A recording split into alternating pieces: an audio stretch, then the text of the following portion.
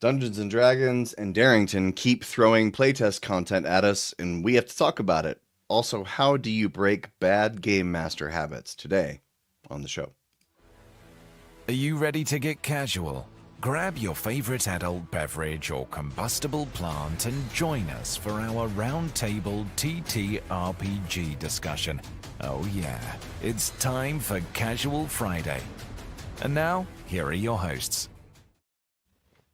Hey, I'm Jim, that's Brad, that's Ryan, and this is the show Casual Friday, where we talk about all things in the tabletop game industry. And Brad is drinking a mug with, was that skunks all over it? Skulls. Skulls, okay. Yeah. Couldn't see. I have a Nalgene full of water. I have the most metal beverage, black coffee. In a glass. Yeah. That's cold. All right, so that's enough chitter chatter. Let's actually get into the show. The first thing that we are going to talk about is something that's kind of time sensitive. Is that the Crit Awards are end? The voting is ending this Monday, June 30th. The voting ends, and we have this thing. There are 50 categories. Best solo TTRPG, GM-less TTRPG, one-page TTRPG. I can't help but notice that there's nothing that we wrote that's in there. But the awards voting goes from March to the end of the next February. So 2026, Landlocked Warlock Army. We need to see you there right here. Best one-page TTRPG. Yeah. Multiplayer, indie TTRPG. Triangle Agency. There's a lot of names on this list that I don't recognize. That is one that I do recognize. Homebrew, there's a lot. Best actual plays. I can't help but notice none of you voted for putting any like Warlock's actual plays on there. One page, one shot club. We're doing revolutionary things. It's only a matter of time. What do you guys think about this? There are best villain. There's a million categories here. I think it's great for the industry to have, our own awards and, raise awareness and like get indie developers noticed. Like Shadow Dark, of course, did great when it first came out. Perfect timing, OGL debacle, all that. But then they had another big surge after, Kelsey won all those Annie awards, right? When she won all those Annie awards, that drew even more attention to Shadow Dark, and they had another big bump in sales because of the Annie awards. And so this kind of thing helps independent creators when they win these awards and get noticed, get more of their product out there to people, get new and interesting games in front of, more gamers, which is really like, that's our goal, right? I have a dizzying response to stuff like this, where it's like, oh, here's 500 things, and I know 3 of them, and I thought I was pretty well informed about this stuff. And that's awesome. Like it is really cool to see the breadth and depth. I found it interesting that they break down the actual play shows by producer, basically, like not even like game but company.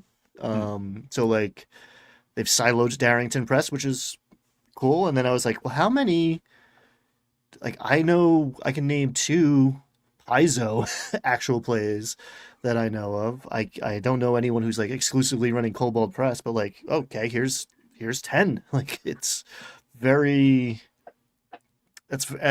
cool just how big and diverse this pool that we're swimming in really is. So when, I don't know, people are yelling about one thing or another, it's just like, oh, there's 1,000 people over there not paying attention and doing their own thing.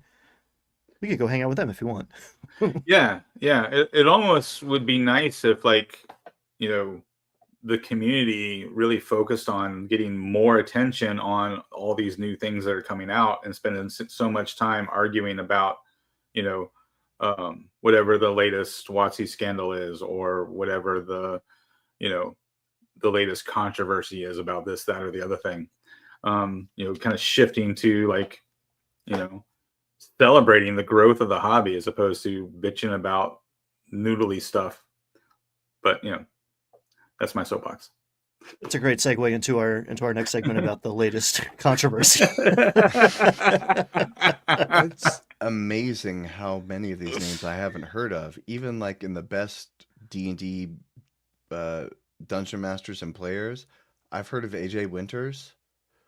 I've never heard of Infinite Tavern. I've heard of Winter's Tales, Madaloon, Players Keep, Smoking Glue Guns. This could get dicey. Welcome to LC Feywild. These are all APs I've never heard of. I thought I knew all of them. But no. Yeah, I mean, It's great. Stuff like this is cool because you get to like discover a bunch of things. So like even if you're like, I had this moment of like, I'm not qualified to weigh in on any of these things, and I would have to do hours of homework. It's like, oh no, I can. This is just a shopping list. Like I can I can just click on these links and check out all this stuff if I feel like it. I don't need to rank them all, which some part of my brain instantly has to do when it's like vote for things. Yeah. Yeah, well, I mean, and that's the thing is like the hobby is getting so big now that it's almost impossible to know all of this stuff. But no, I think a shopping list or a menu, like that's the way to think about this, right? Like, here's your buffet. Here's of all the stuff you can choose from to, spice up your RPG hobby. Have at it, pick what you want, and support what you want. But you don't have to master and know all of this. It'd be impossible. But yeah, it's fun. All right, so moving on. The next thing, oops, whoa, got real intense there. The next thing that's going to happen is I'm going to rearrange things, go into game master mode here. I still got those crystals. Don't forget.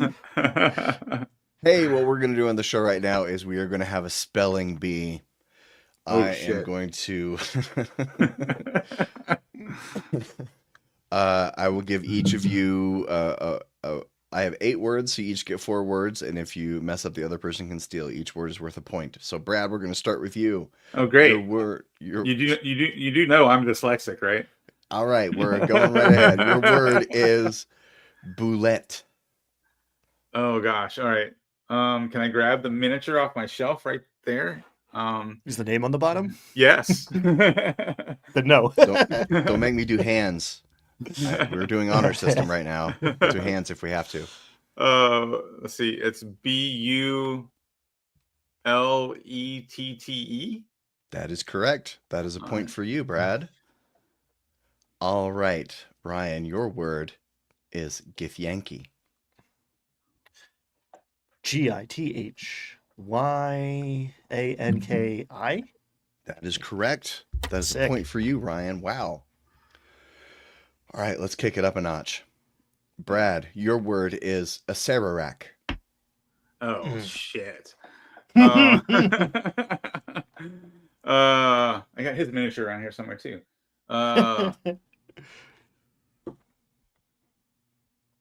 Is it ACA? ACAR? Sorry, yeah. Brad. Ryan, would you like to steal? Not really. I assumed this was going to be about spells. It is. I think it's ACYR. Acer. No. Apostrophe. No. ACERERAK. Ace Re-Rack. Ace Re-Rack. Okay, so that was Brad's word. The next one is Ryan's word, right? Okay, yeah. Ryan, your word is Rakshasa. Rakshasa. Oh, I love them, and I love saying it, but spelling it, RAKSASHA.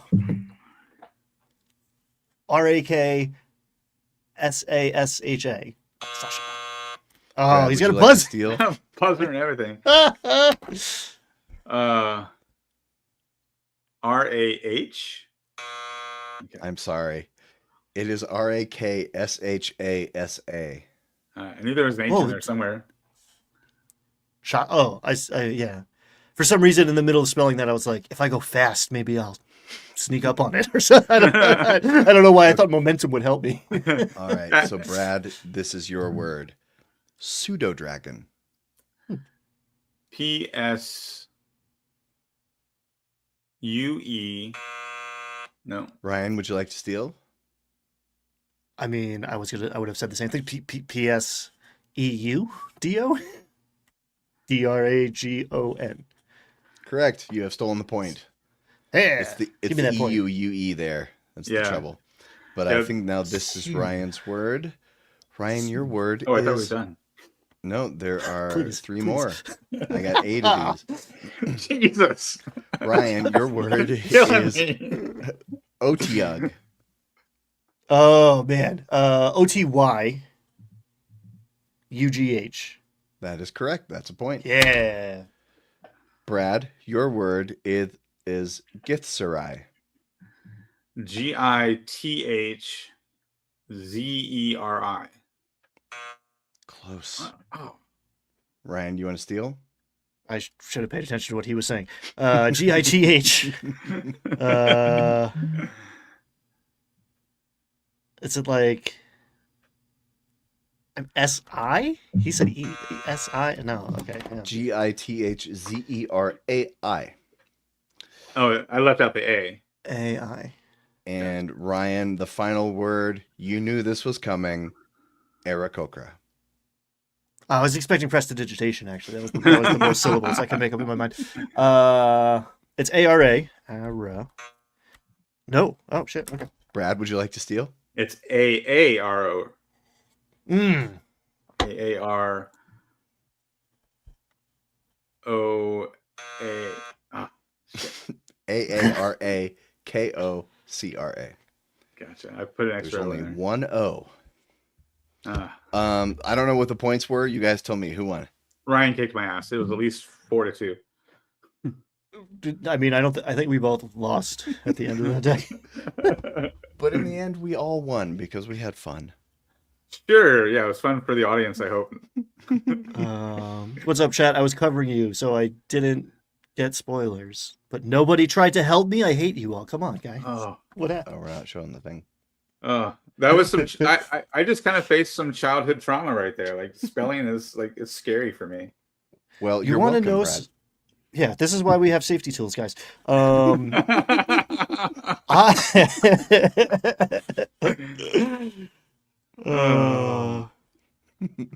I went out in my I don't even know what grade it was or what year it was, but I remember I went out on the word vial because I spelt the other kind of vial, and it was the other kind of vial, and I was like, well, I spelled a word right. That's confusing. was the word you said. Yeah, still haven't recovered.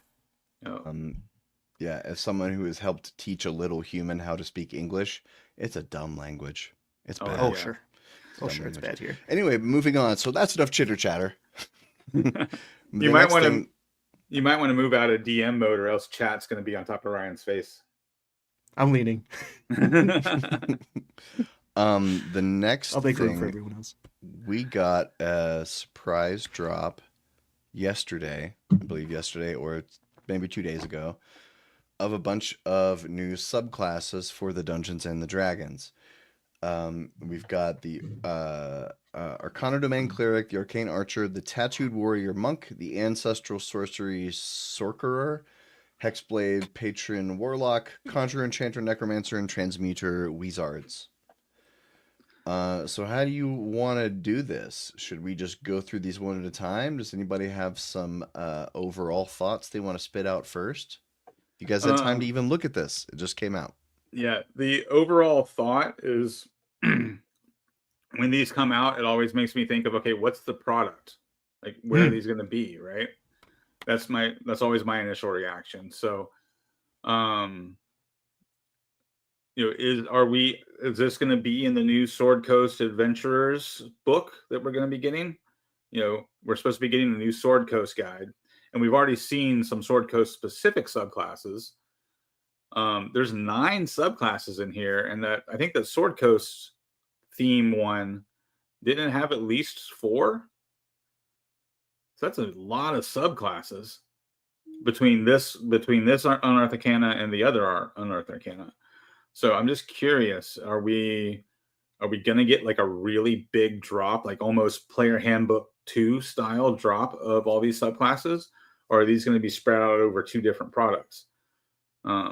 Sword Coast Adventurers product, and then some other like magic themed product. Like we just had a dragon themed product. They could do um we've already, we've already gotten Tasha Mordenkainen. What you could do, what, like Tensor's School of Magic or something, Tensor's Magic of Everything or something like that. Yeah, it seems like this is still part of the inevitable march towards deprecating Xanathar's and Tasha's and Sword Coast Guide. Yeah, yeah, definitely. We know there's going to be Sword Coast product, which will probably, like you said, deprecate Sword Coast Adventurers Guide, because I bet we'll have like a bunch of the backgrounds, Sword Coast themed backgrounds that will be updated and replaced. So yeah, and then whatever this is could very likely be a replacement for Xanathar's, right? Mm-hmm. They are throwing a lot of stuff at us, and one of these, the Hexblade, there's already been UA for that. I didn't really dig into very deeply the last time that UA came out, but apparently a lot of people hated it. So we'll get to that. But the first one in the list is the. I'm sorry, Ryan. Did you have general thoughts before we get started? Yeah, I mean, my first impulse is the same as Brad's. It's like, okay, what are we? Read the tea leaves. What are we getting here? And I think that's probably accurate. That like two for Forgotten Realms-y thing is probably going to be a Xanathar's Tasha-y thing, which kind of ties into John's point in chat a little bit above, where 7 of these are not new, and I want, give me new things. I think we're just, if the new version of D&D is just the old version of D&D, slightly better balanced for now, which I have my doubts will continue if we're keep putting out splat books, especially based on what I'm seeing in this document. There's going to be some power creep, so like, I don't know, that's not too exciting to me. I do like what they did with the archer. One of the new things, the tattooed monk, which is not, this is new to, it's not in 5e, let's put it that way, is one of my favorite parts of this thing. But yeah, I don't know, give me cool new stuff.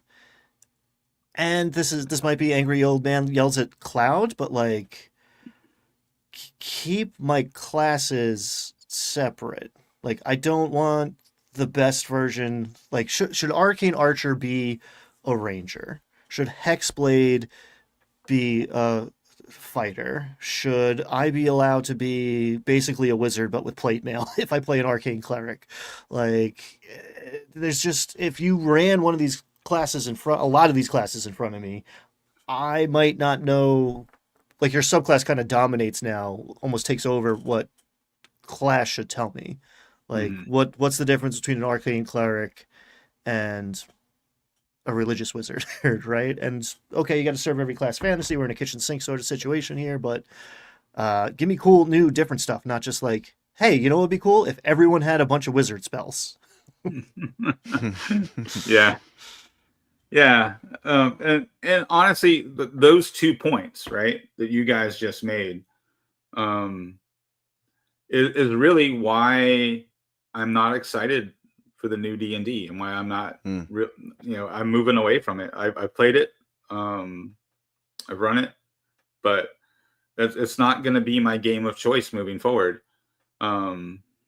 because it's not different enough from 5e. So I'm not saying it's bad. Like 5.5 is a good game. But for me personally, I spent 10 years playing 5e. I wanted something new and different. And this is just not that different. It's better, but it's not different enough to make me want to play it. So that's where I'm at with it. I'm actually building stuff for Shadowdark so I'm probably going to run Shadowdark with some upgrades that I'm making. So that's probably going to be my game of choice moving forward. Intriguing. Unless Jim can talk me into, selling out to Daggerheart. I'm working on it. Selling out. I'm trying. I will have your soul, Bradley. So some general thoughts I gathered while going through these. The Arcana cleric, I kind of don't know what it's for. You get counterspell and dispel magic, which is nice, but you don't get identify or fireball or lightning bolt or shield. So you don't get any of the really wizardy spells. You don't get anything that you can't get with a few level dip into wizard, I guess. Hmm. So I don't really understand the point. Arcane Archer, I don't know if it's good in 5e. It's the best subclass in Baldur's Gate 3. It was terrible in 5e. My daughter tried to play it, and it performed pretty disappointingly. And I'm a pretty big advocate for saying that the 2014 version is not is well balanced overall. It's well balanced overall. Obviously, we know the monk had big problems. The ranger had some problems, but the arcane archer is one of those that stood out as not well balanced. And this is an improvement over the arcane archer. Like the old one, you got 2 uses per day. Now it's based on your intelligence modifier. So at first level, you probably still have 2 uses because you're going to be +3 in dex, +2 in intelligence. And the damage die increases as you level up. So instead of like all the other, like the original version was all based on D6s, now as you level up, your die increments to D8, D10, D12. So it's definitely an improvement. Yeah, it has like a version of the superiority die now. Instead of before, things would do 1d6 or 2d6, but now you just add on a roll of your archer die or whatever. Also, you can use any ranged weapon now. So now it includes firearms, or I guess darts, blowguns, if you really Yeah. want to go that kind of flavor. Yeah, I definitely could see you using this to do the gun mage, gunslinger style class, right? The style character. Running around slinging spells through your pistol. That's how I would use it. Like that. That's a archetype that appeals to me for sure. I would strip this thing for parts and make it a bunch of magic items because there's not enough magical ammunition out there. And like the class is okay. It feels battle mastery, which is a good thing, I think, because that is my favorite fighter class because you have decisions to make and things to do.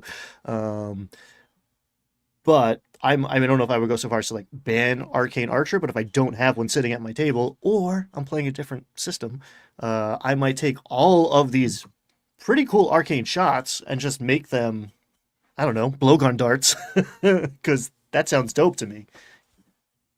Yeah, you could very easily turn these into ammunition that is just used for loot. So after the arcane archer is the tattoo monk. What's it called? I think not tattoo monk. Tattooed warrior.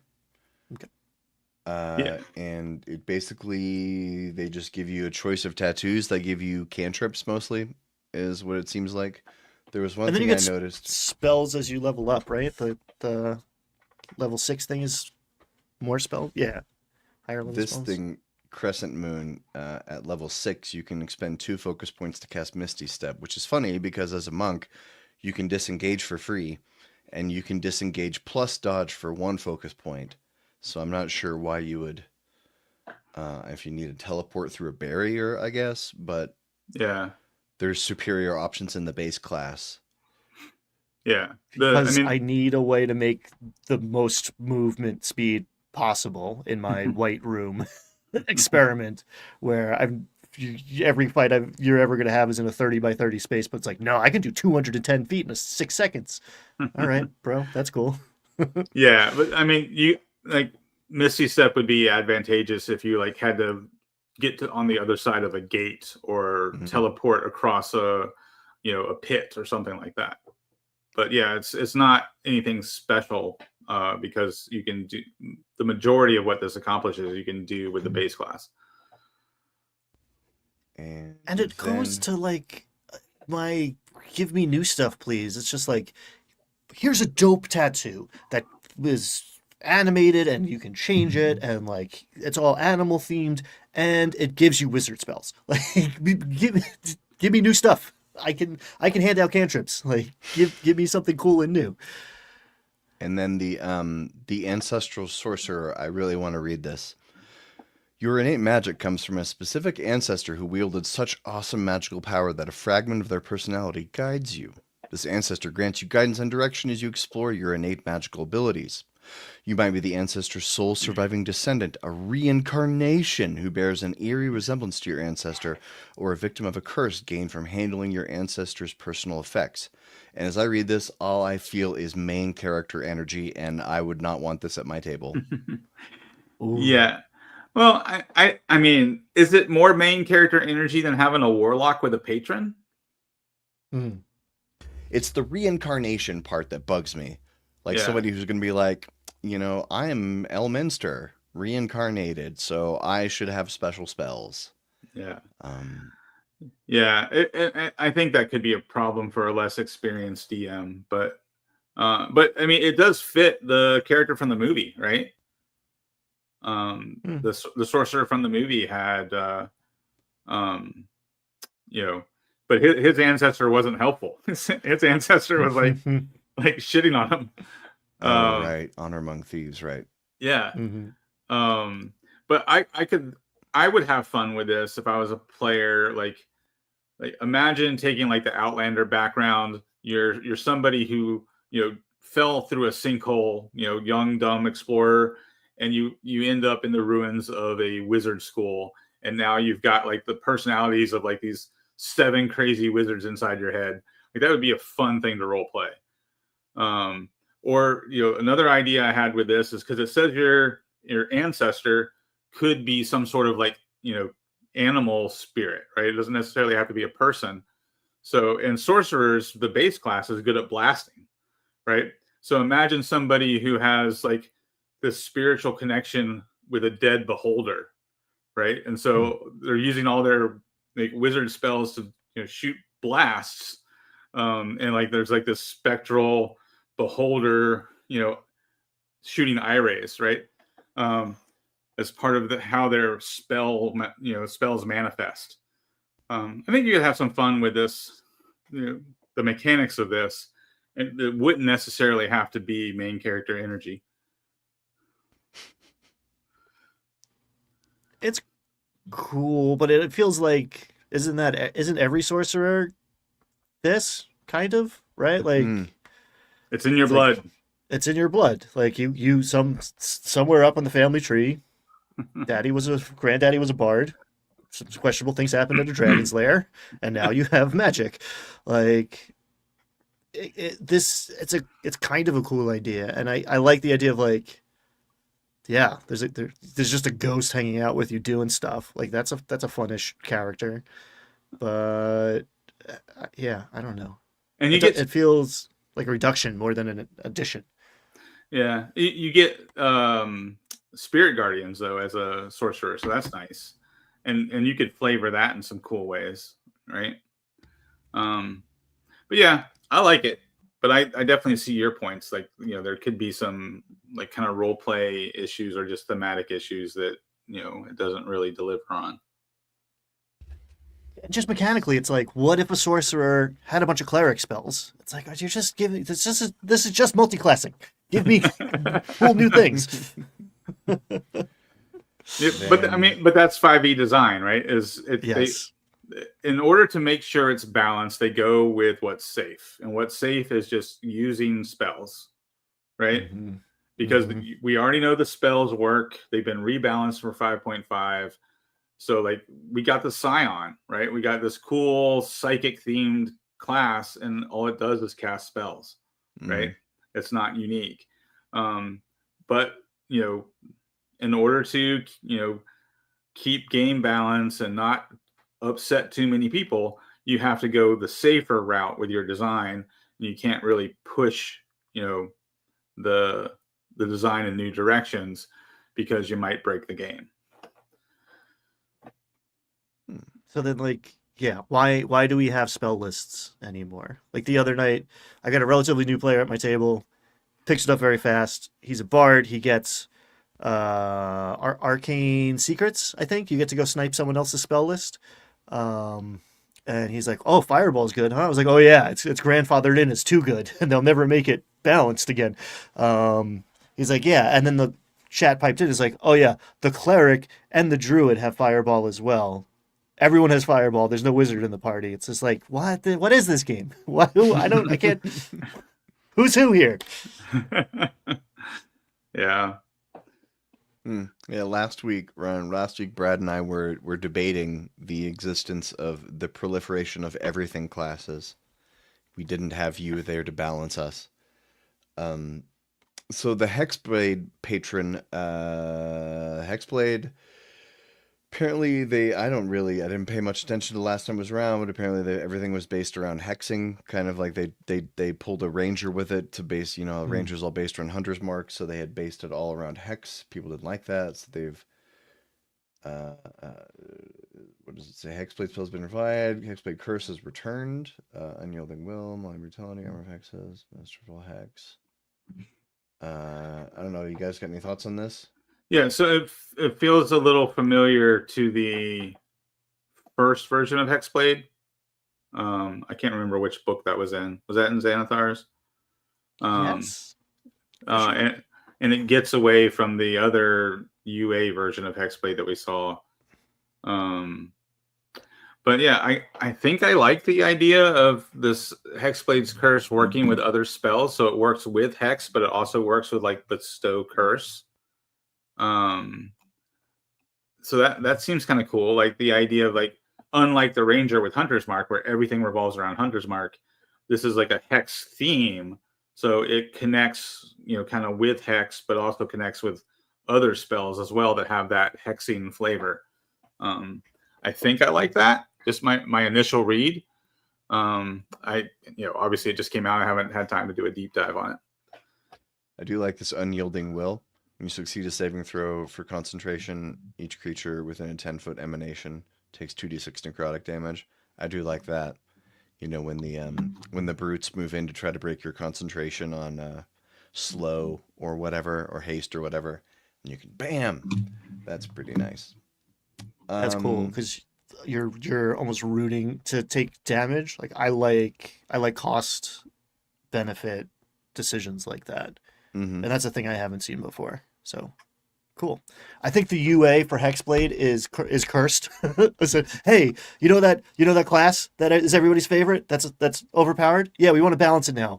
Vote on how we've made it nerfed. It's never going to go well for them.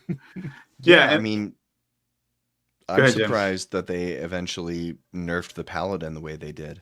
Because. Well, all the dungeon masters were like, yeah, absolutely. But no player was in support of nerfing the paladin. Right. But it clearly needed to be done because, the only other option would be to make all the new stuff for 5.5 equal to the paladin. If you just took everything up that high, now, you have a monster manual problem because, challenge rating was already on the weaker side. So yeah, I mean, game balance is really a red herring, right? We all know that you're never going to have a completely balanced game. And if you do have a completely balanced game, it's not going to feel interesting because all the classes will be the same, right? If you're designing a class-based game. So, I understand people not wanting power creep. I understand people not wanting to feel like I made a poor choice by picking this class over that class. But at the end of the day, it's a role-playing game, and you have a dungeon master. It's not an AI yet. And that dungeon master can help shine the spotlight on classes or subclasses that aren't optimal all the time, right? There's so many ways around power creep and game imbalance that it's not really a problem. But, it's something that everybody likes to talk about. Because my take is balance is an illusion, and like maybe one you shouldn't be chasing in the first place. If you perfectly balanced, it would be boring. You wouldn't be able to tell the classes apart. So embrace the imbalance. I just want to tell the classes apart. That's my thing. That's my Yeah. bugaboo. Is just like, what if a wizard was a warlock? What if the best fighter class was a wizard? Like what? Ah! Wasn't that One of the these is gonna have problem? Bladesinger soon, and I'm gonna be mad. Wasn't that the problem with 4E? Was that they really, really worked hard to make sure that all the classes were of equal power, and Mm. nobody, because that's what everyone said they wanted. Yep. And then when they got it, they were like, "Oh, we actually don't want this. We Yep. actually liked it the other way. We just didn't know we liked it that way." Yep. I was one of those people. Like when I really complained about the game imbalance in third and 3.5. I was one of those people that wanted a more balanced, better designed game. And then when they gave it to us in fourth edition, I was like, this does not feel like D&D because everything, all the classes operate the same. You know, encounter powers, daily powers.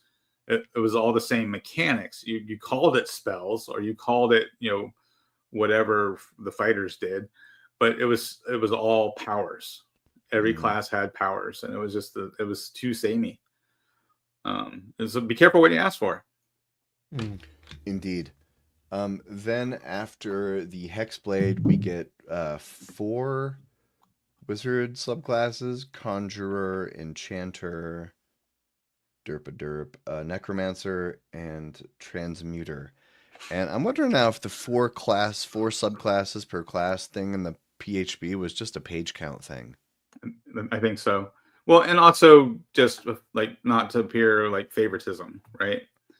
Because that was a complaint people had with the 2014 one. Like the wizard had 8 subclasses, and the cleric I think had 8 as well. And then like what was it? The rogue had 3, and I think there was one. Was it? Yeah, the druid only had 2. Same as sorcerer, right? They only had 2. So you know, so I get the goal of trying to balance it out and make every class have 4 subs. But in some way, with the exception of the druid, I kind of like the idea of a new player looking over the classes and looking at the ones and seeing some have 8 or 10 subclasses and going, "Whoa, that's clearly advanced stuff.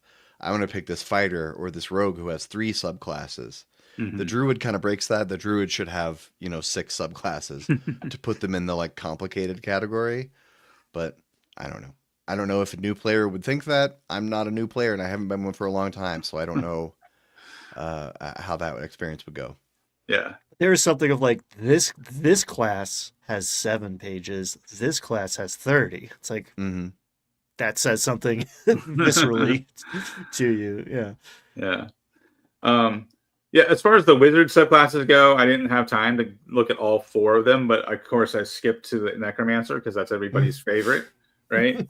And it gets a little bit of an upgrade over the old one, in like the Grim Harvest ability is now, what is it? You get temporary hit points equal to the level of the spell plus your intelligence modifier. Before it was like the level of the spell plus 1. So like if you cast a first level spell, you get 2, you recover 2 hit points. So now you're looking at like double that probably because you're gonna at first level you're gonna have a 3 intelligence modifier most likely. So plus 1, you got 4 instead of 2, which is consistent with the new design of all the healing spells getting doubled, right?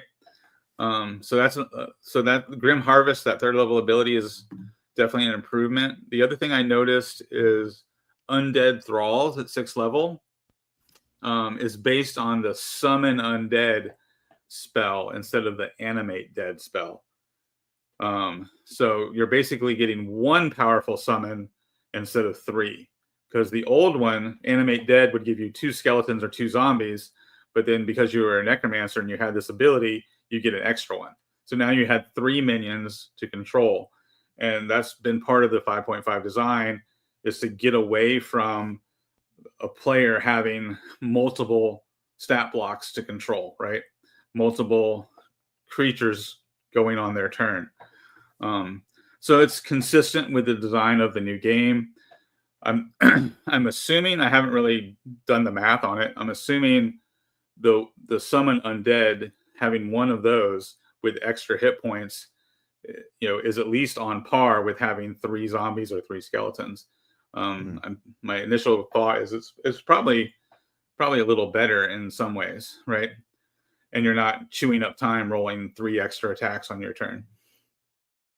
Hey DM, I'm 4 characters now. Oh, cool. That will expedite things greatly in this game. That's very difficult to make enticing when we're in 3-hour combats.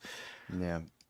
Send your DM scrambling into their mini tackle box to find some little skeletons to throw out there. All right, so I'm tired of talking about this UA. Let's move on. Yeah, I think we covered a good chunk of it. I think we did it justice. So moving on, I think someone had mentioned earlier that Brad had mentioned earlier. I've been trying to convince him to come over to the dark side of Daggerheart. Well, I've been running Daggerheart for these guys a couple of times, and I remember on the show a couple months ago, I mentioned that I saw an Instagram ad for a thing where you could go and upload your session audio, and it would take all of it and learn everything and put it into session notes for you. And I signed up for the beta. Well, a different company scooped them and has a working thing already, so that old company's gone. And I tried out this tool called the GM Assistant.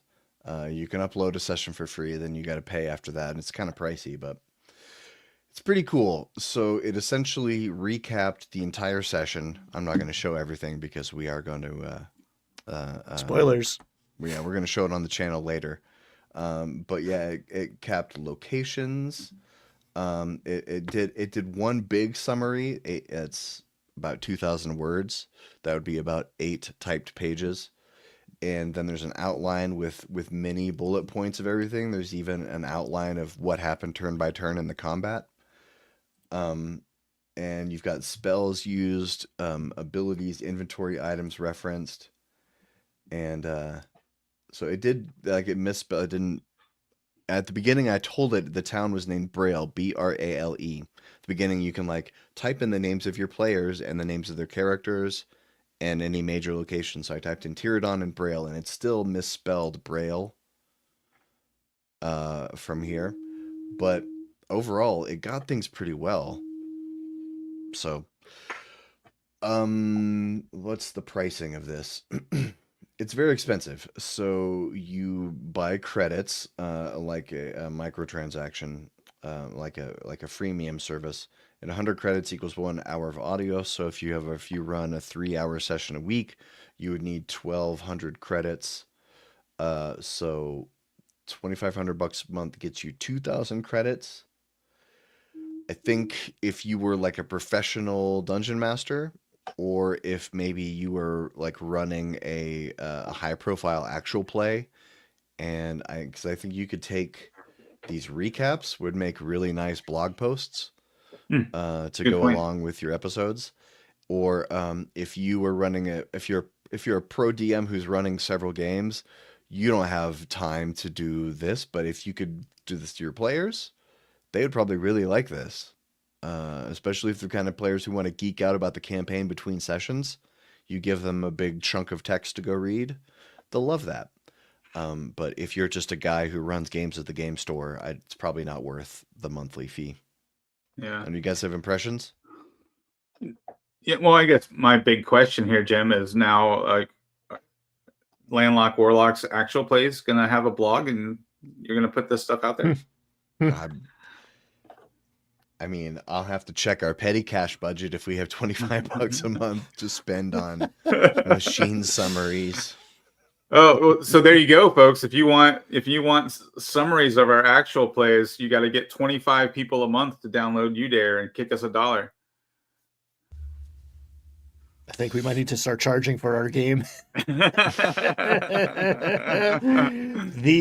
This is super impressive. This is what AI is good at if it's built for it. This is freaking cool. AI is a hot button topic.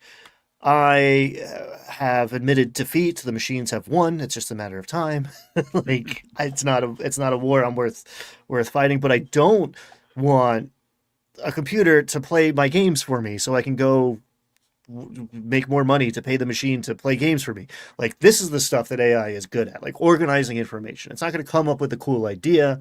It's not going to have fun for you. Like, okay, a player is going to generate a character backstory and the DM's going to shove it into ChatGPT to respond to it. And now it's just like, it's two language learning models playing D&D with each other.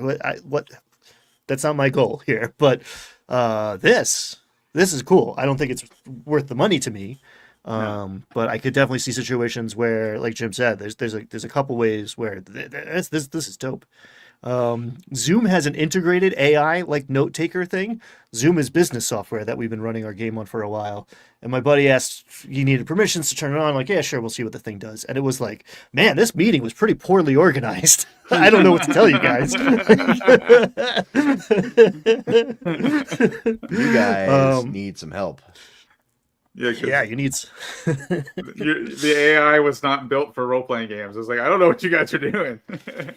Here's another use I could see of this. If the whole group decided to pitch in together, like if you have a group who's real dedicated and plays, every week, and you care enough about your campaign world to want to maintain a big wiki, everybody throws in $4 a month, at a table full of 5 people, and you've got this covered. If everybody's paying for it and you want to have a place where all the information, if you want to be able to look up stuff that happened sessions ago easily, it wouldn't be a burden if the cost was shared between a bunch of people. That's a good point. Yeah. Mike, I can't do chat. I'm a guest. Mike M is saying, would it be good for play tests? And that, I think, is also super useful. If you handed your game or your adventure to somebody and were like, record it and then shove it into this thing so I don't have to watch it for 4 hours. I could just read about it in 20 minutes. I think that actually might be a super useful tool. Here. See, basically breaks down bullet points, everything that happened, every action everyone took. So yeah, playtest, that's a great idea. Instead of having somebody fill out a feedback form, they just sent you a giant WAV file, MP3 file after the session, and you can this thing study it. That's very smart. It's interesting. Salty Nick, bad news. Twin Steel's phone overheated because we're in a heat dome over here in the northeast of America, and it's bad out. So he's gonna watch the recap. So tell him leave messages in bottles for him. He might pop back in. I would be surprised if he figures out a way to log back in. All right. Any other thoughts on the GM assistant there? We talked about the evils of AI. I think this is one of the least evil uses of AI. No, in my opinion, this is a good use of AI because it's helpful, right? I want my AI to help me do what I want to do. I don't want my AI to take my job or my hobby away by doing it better than me. Right. Or not better, but faster. And that's the part that I think a lot of, especially investors, don't quite understand. It doesn't do it good. It just does it very hard, very quickly. Yeah. Well, James Cameron is a big champion of AI, and he says his intention with AI is he says, we're not going to put a single person out of work. We're going to get them to do their work twice as fast so they can do twice as much. And, well, what's interesting about that comment is sounds good on the surface. However, working in the field of psychology like I do, there's been interesting, and it's not conclusive at all because it's initial research, that people who are using AI regularly on their job might actually start showing a decrease in critical thinking skills. So you might get an initial boost in productivity while they're using these tools, but over time, we might actually be training a workforce to not be good at critical thinking because the AI is doing half their job for them. So that's something that we'll have to see as research goes on, as people are using AI in the workforce. But I will occasionally turn off my Google Maps so I retain where things are in my neighborhood, because otherwise I won't learn how to drive to a place even if I've driven there 10 times, if I have Google Maps telling me. I might have a vague idea of it, but I don't learn it the same way. So like be very careful and think very hard for more than 30 seconds about whether you want to outsource your critical thinking and imagination to a machine, because use it or lose it. You know, I had a buddy named Iggy in high school, and one of Iggy's favorite things to do was whenever we were out in public is he would go up to people and ask them for directions to the spaghetti warehouse. Hmm. We never went to spaghetti warehouse. He just liked to do that. But asking for directions is a lost art. That was the point of that story. But moving on to real human people stuff, yeah, we've got playtest content from a different company, Darrington Press. We've talked about on the show before, released The Void, which is a pretty funny title for it. You go send your feedback to The Void. That's I think the name's a joke. But so it's a playtest hub, and I looked at it after Daggerheart came out when I was like, wow, look at that. They put out a class. But they've been apparently still releasing tons and tons of crap. So they've released The Witch with a whole new domain of dread. And so let's look at The Witch real quick, because it's interesting because their playtest is basically just a character sheet. Because all you really need for a class is you've got your class feature, they get a hex, and then they get like a commune with nature thing. But then everything else is in the cards, right? Yeah. So the witch has a hedge subclass or moon subclass, and then they have all of the domain cards for the dread domain. Yeah, I haven't looked at the witch enough to have any comments on the class itself, but one thing about the Daggerheart design that I like is it's similar to the Powered by the Apocalypse design, where you have playbooks, right, for your classes. So when you show off a new class, all you're doing is putting out the playbook, in this case, the character sheet, right? I like that design. And in fact, when I was a kid and I first started messing with designing my own games, I always started with the character sheet. Like I would build a character sheet for the game I had in mind, and then I would flesh out the game around the character sheet that I made up. I like the playbook style because it has a it's like most everything you need to play is built into the sheet to teach you how to play, you know. It's almost like a playbook is a combination quick start guide and character sheet. Yeah. I was super Oh, go ahead, Ryan. I was super suspicious and like cynical about the inclusion of cards in Daggerheart, from the beginning in like the playtest phase, which was a year.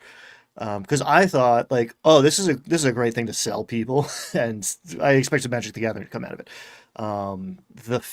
Now I really like it, especially for bringing new people in and experienced gamers. Like the people who are most into their characters have spell cards, and that is essentially all these things are. You don't need them. You can write this stuff on the character sheet, but it is cool to be like, okay, here are the two decks that you get to choose from if you play this class. Here's the menu of things you can do. You don't get all of these. You're gonna have to make some very weighted choices between them all. But it is very cool, and they're different, and I can't just go snipe a card from another class's deck. Maybe that's coming. Maybe there's one class that can do that eventually. I don't know. But like, yeah, here you can do this sort of thing, you can do this sort of thing, and the rest of the stuff, that's for the other guys, because we're not stepping on each other's toes here. One of the things for the Critical Role's doing their Age of Umbra Daggerheart thing right now, their mini campaign. And between last week's episode and this week's episode, they leveled up from level 1 to 2, and they did a special like 15-minute leveling up thing. And I'm a super nerd, so I watched it this morning. And it's really interesting to watch them level up, because they're like, okay, Matt goes, here are your two domains, hands them 4 cards, pick one of these. And it was like, it just choosing their next level of ability was as simple as that. Pick one of these 4 cards, hand the other 3 back to me. And like they leveled up 7 people at a table in about 12 minutes. Yeah, that's impressive. That's that's impressive, right? Yeah. I've seen half that many people take 2 hours. Yeah. Also, they have a new playtest class, the Assassin, and this is interesting because it is uses two existing domains. Hmm. So this one essentially it just takes not the wrong one. Assassin takes Midnight and Blades. So all this class really is it's got a hope feature. Spend 3 hope to clears 2 stress. Kind of boring. It's got ambush and another additional feature, and then you've got uh, subclasses, and that's it. I mean, you don't need cards or anything, so an entire new quote unquote class fits here on 3 pages. And the Executioner is basically just a better sneak attack. But the Poisoners Guild, this is very fun. Because you don't have to do bonus action to apply poison or anything like because there's no action economy.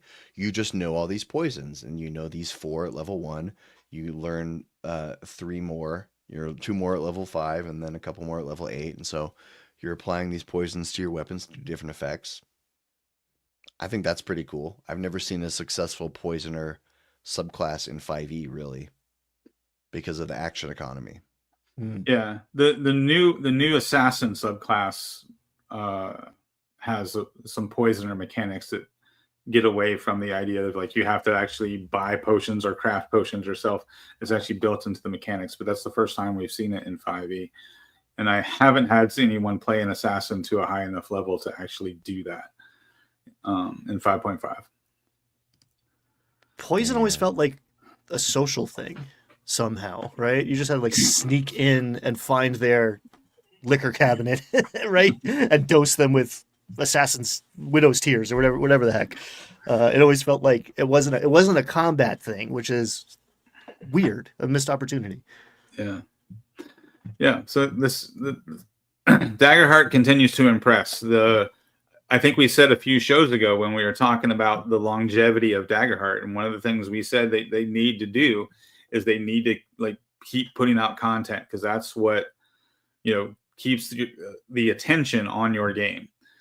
You can't just put out a game and let it be that. You have to keep adding new things to the game because people want new stuff. People want to see the game grow, to know that it's supported. Like that's just, I think it's a side effect of video games, right? Mm-hmm. We have this idea that if the company's not supporting the game with new content, then the game is dead and it's no longer interesting.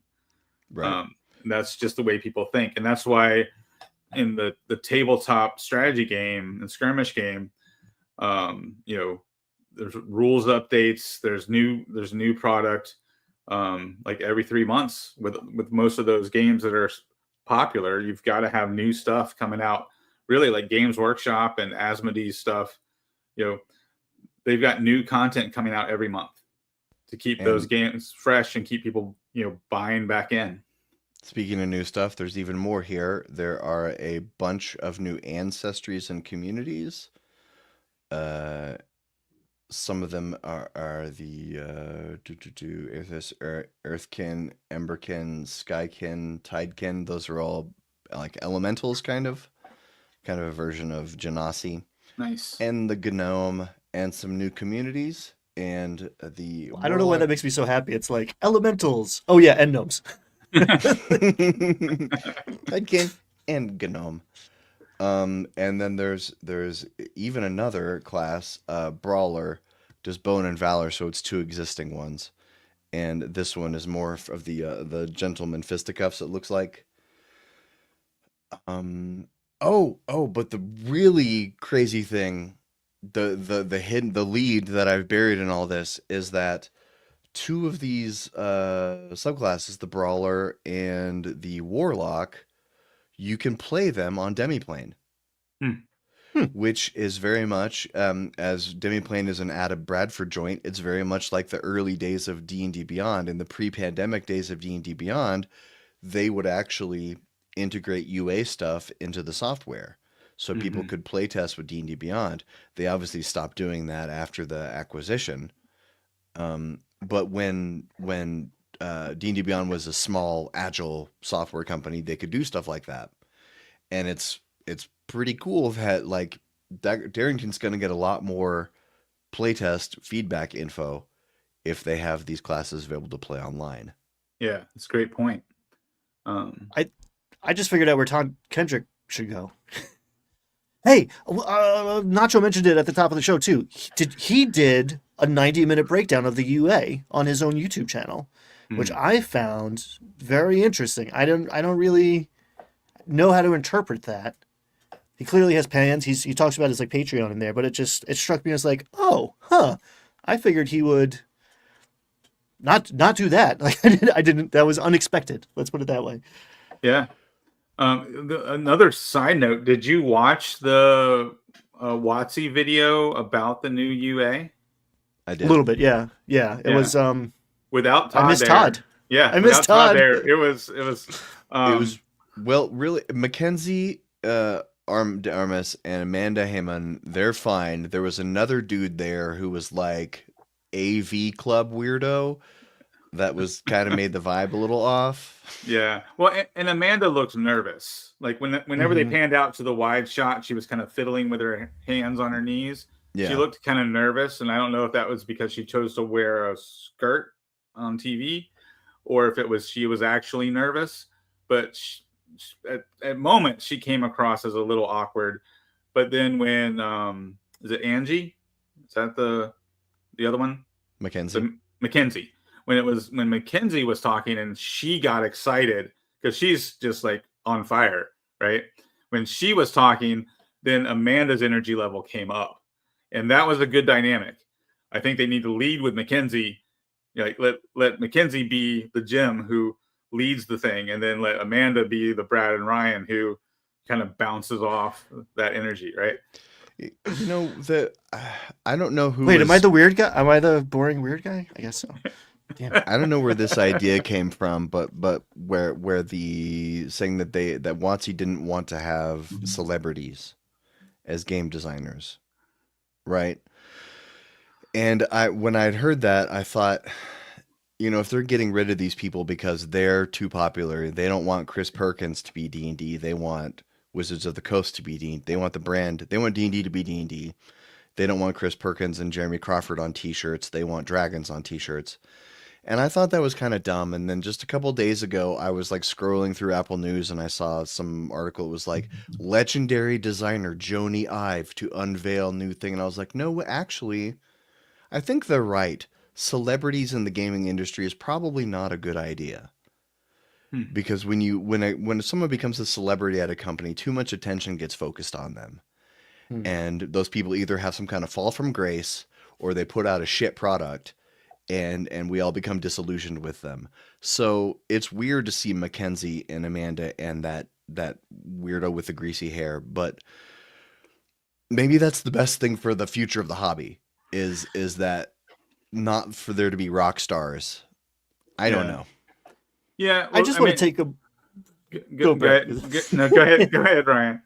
I just want to take a beat here to acknowledge that I know that we make this look easy, gang, but it's weird to go up on camera and to talk about stuff. And yeah, there's a new wave of people. So I think a lot of what you see in that video is people's experience level being translated as comfort level. Because like, I don't know, that poor dude might be the life of the party until you send him through hair and makeup and then have him sit in an uncomfortable chair and he's like, I don't know what my hands are supposed to be doing anymore. Like, it's weird and hard and unnatural. There's this old Jerry Seinfeld bit. More people are afraid of public speaking than death, which means at a funeral, they'd rather be in the casket than at the lectern.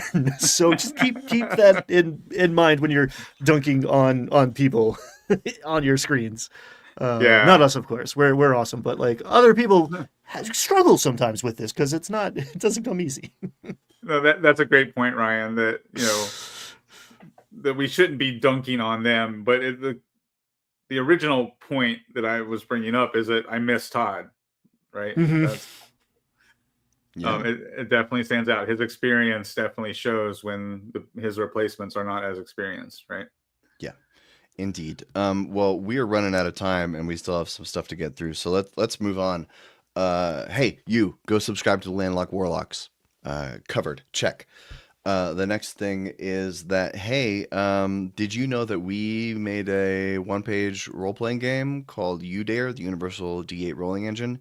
You can get it on DriveThruRPG, and you can also now get it on itch.io, landlockwarlocks.itch.io/UDare. And if you go get those systems, please leave a rating and review. It would help. We would appreciate that. So here's the catch-up. What's up, guys? Go ahead, Ryan. What do I you bought a got going book. I bought a book and talked about it on the internet. New book came out. It's pretty dope. I went in with I don't know, some trepidation. I was like, all right, I guess I'm buying 60. I'm gonna be the early adapter, shelling out $60. It's pretty, so it's gonna look good on the shelf, but I don't know if I'm gonna like what's inside of it. And turns out I like most of what's inside of it. They did some different new things. Most of them are cool. So yeah, watch my video on that. One thing I don't say in there is that there aren't new magic items or feat. I buy an adventure book for the adventures, but it seems like the general conversation right now is like there should be magic items in here. But like it's the first thing to come out, and it relies on the DMG, which has it's a giant book of magic items. Like I didn't need a couple new items in the appendix. I will take the awesome art to bloat the page count over. I don't know, some magic item that I will forget about tomorrow. End of rant.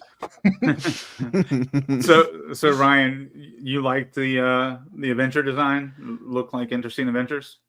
It's a variety pack, so it's hard for me to. I will tell you that you're gonna like something in there. Is it worth $60? I don't know, because it's 10 different adventures written by 10 different people, illustrated by 10 different people. There's a lot of different styles and tones. There's a couple that I don't think I'll ever run at my table because it's not my vibe. And not because I don't see any like glaring errors or mistakes or like bad design. There's one thing that I mentioned that's like, I don't really see how I would have to do a lot of work to make this work. But I'm partial to these anthologies over the big adventure things because odds are you give me 10 things, I'm going to like more of them than one giant thing where if one chapter's weak, then the whole thing kind of falls apart, you know? That's my preference, my bias is I like books like this more generally than the big suckers. Yeah. Cool. Brad, what you got going on? John and Twin Seal are playing it tonight. Oh, nice. I didn't get an invite. I'm busy though, so. Brad, what you got going on? I'm actually working on what could be a whole new direction from YouTube content for me. So we'll see. I've done some soul searching recently about what I want to do with YouTube. So, yeah, interesting. I look forward to answers on that. Me, I'm working on a review for Dragon Delves 2. I was not on the ball as Ryan. My review will not be ready. But I've got a video coming out on Sunday about high-level Daggerheart. I look at some of the top-tier abilities and discuss whether or not they break the game. Spoiler, they don't. But I will be talking about the most powerful abilities in Daggerheart and the implications of that. Moving on, we've got to get to our roundtable topic. So, speaking of Daggerheart stuff, I put out a review of Daggerheart about a month ago, right after the system dropped, and based on kind of a cursory, I said that I didn't think that the game was very good for new game masters, and I listed some reasons why. And then afterward, someone called me out on social media about it, and I gave it some thought. And then I went back and I read through the GM section in the book again. Because the first time, honestly, I kind of skimmed it really lightly because I'm like looking at the headings like, I know how to do that, I know how to do that, and that and that. So I kind of skipped a lot of it. But when I actually went back and read it, I can't read it how a new person would read it. I'll never be able to do that. But I did my best to try to read it with clearing myself of everything I knew about GMing. And I came to the conclusion that it's probably fine for new GMs. The way I learned, so that made me think about picking up bad habits when you're GMing, because the way I learned how to run games was D&D was not the first game I game mastered.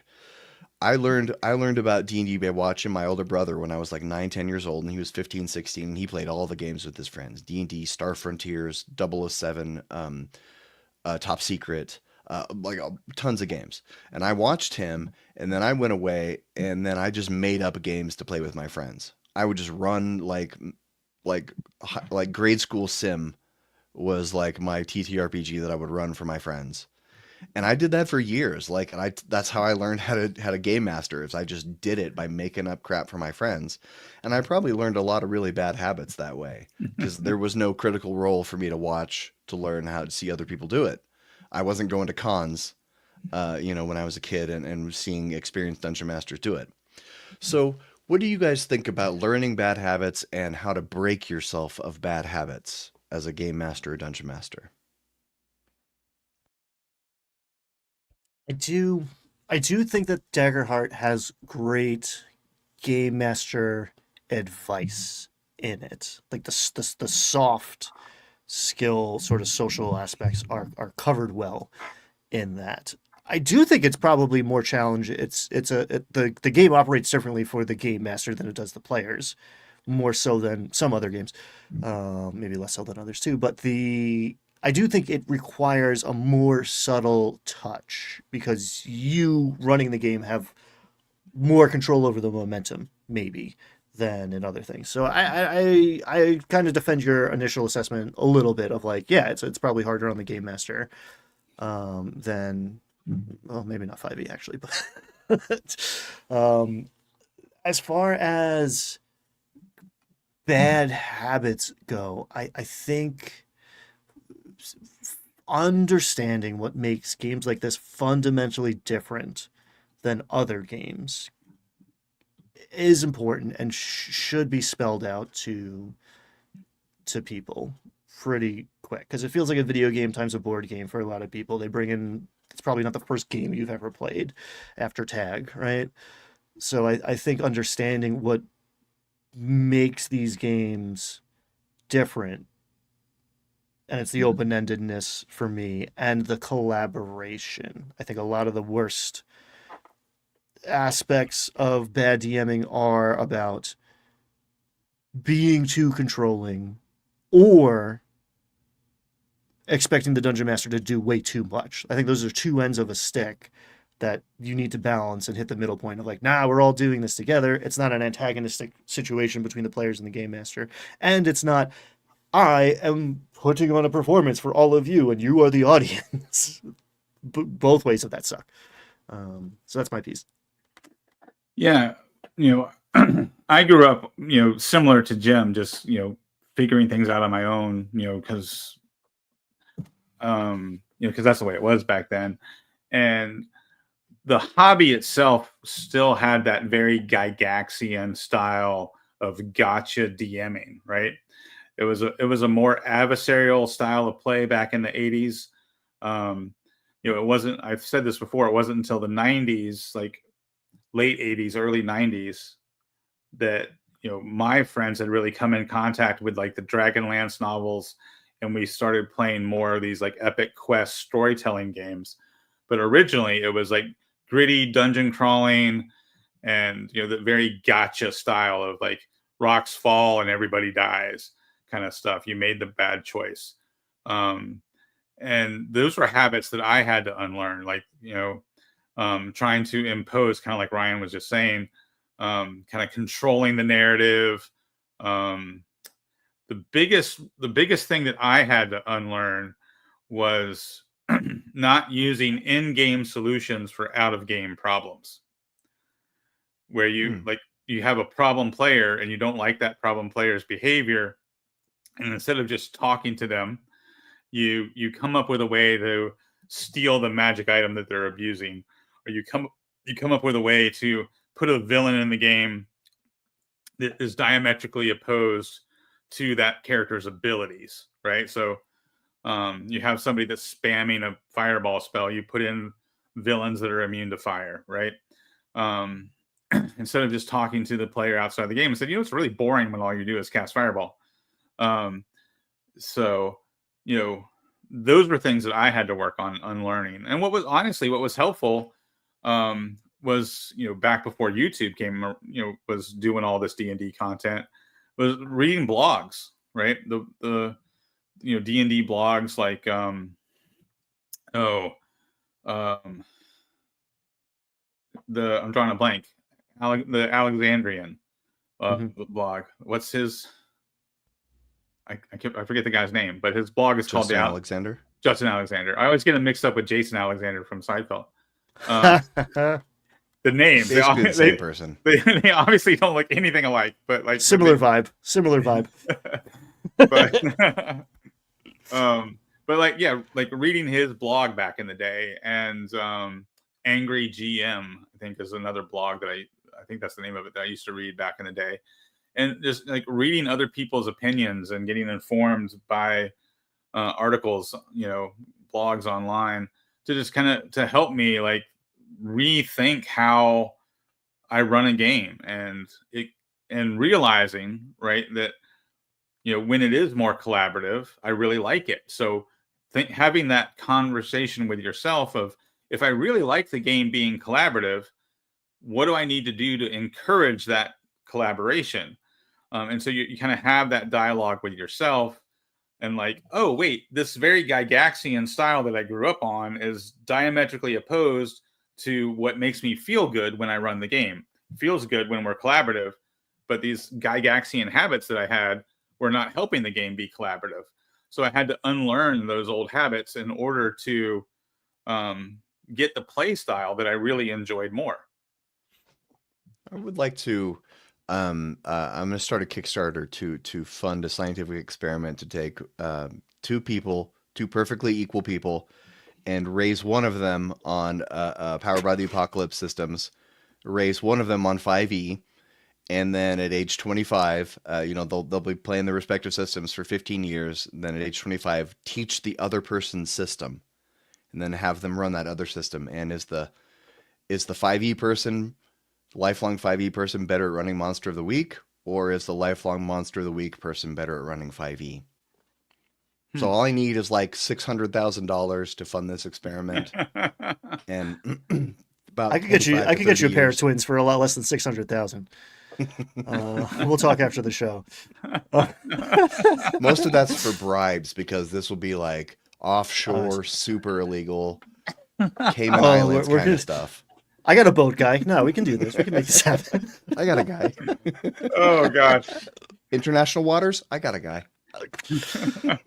Oh shoot. It's an interesting. I think it's valuable to do both. I you know, it's very easy to talk about dichotomies and like two ends of a spectrum, but like, I think it's very important to try a bunch of different games, because you don't even know what you don't know if you've only been experiencing one or two systems for years. Like, I have gone through a journey over the last few years of like the search for the right rules, or like elegant solutions to mechanical issues, to like, I don't know if it was the blue pill or the red pill in this scenario, but like seeing through the matrix and being like, oh, the rules matter so much less than the thing that's happening between us that the rules can't really create. It can facilitate a little bit, but it's more likely that the rules are going to stand in the way of the thing that I'm interested in, like the magical thing that happens at the table. If I focus on the rules too much, or if the rules are bad, like, I guess. But like, system matters, sure, maybe a lot less than the people who say system matters in capital letters actually realize. Yeah.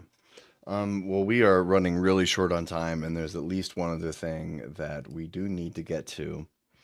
And that is, sorry, I was hoping we'd have more time to discuss this. I think we could have a very lively debate on bad habits, learning them and breaking them. But Black Magic Craft has launched a tabletop publishing company, Black Magic Creative.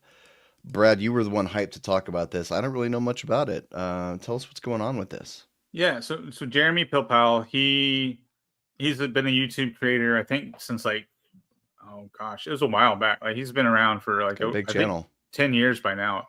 And he started off doing like crafts for D&D, right? Your 3D tabletop terrain for your Dungeons and Dragons game, and transitioned into Frostgrave and other skirmish games.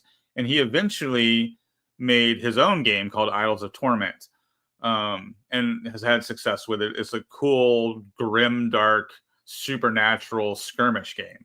It's really cool. The premise is like the powers of heaven and hell have collided, and so there's only kind of one afterlife. There's no more heaven, there's no more hell. There's this afterlife called the Echo, and in the Echo, the angels and demons, what's left of them, fight over these like forlorn souls. So the game, the skirmish game, is built around you control a group of devils and or angels, and I control my own group of devils and or angels, and we're fighting over these lost souls. So that's kind of the point scoring system of the skirmish game, is how many of these souls can you capture. And the thing that stood out to me is he's made an announcement that he's working on 3 new games, one of which is an RPG set in that Idols of Torment setting, which just sounds really cool. It's, obviously it's going to be a pretty niche RPG, but it's going to be a very grimdark RPG based on this setting. And I'm curious if the RPG focuses on playing one of the souls, because the strategy game is about playing the angels and demons trying to collect the souls. I'm assuming that the RPG is going to be the other side of the coin, that you play one of these lost souls trying to fight for your life against these angels and demons that are trying to harvest you. But I'm curious to see where he goes with this game. I'm excited for him to expand his game design company like that. This is cool stuff. And then he's got 2 other games. I think they're both going to be skirmish games. This is a Verdurgich. I think Voidbirth. it's his metal band. Yeah, Voidbirth. It looks like, yeah, it looks very metal. And then the Kill Screen. I'm guessing Kill Screen's going to be cyberpunk, because he's done a bunch of cyberpunk terrain on his channel as well. So I'm thinking that's going to be like kind of a cyberpunky game. I haven't really looked at that one yet. So, but yeah, it looks interesting. I'm excited to see where he goes with his company, and wish him the best of luck, because I've enjoyed his YouTube content for a long time now. In fact, I've used a lot of the skills that he teaches to make the terrain that I have back there in all those boxes. Oh man, it's just the VHS vibes. I think the kill screen should have that little 89 that he tagged on at the end. That should be there the whole time. Yeah, that tells me a lot. It's yeah. I mean, he actually, his hobby before doing the YouTube channel RPG stuff is he actually made his own music, and it's kind of like techno punk style, if I remember correctly. Oh, thank you. Oh my God. End of show. Congratulations. You did it. Twin Steel would make it back.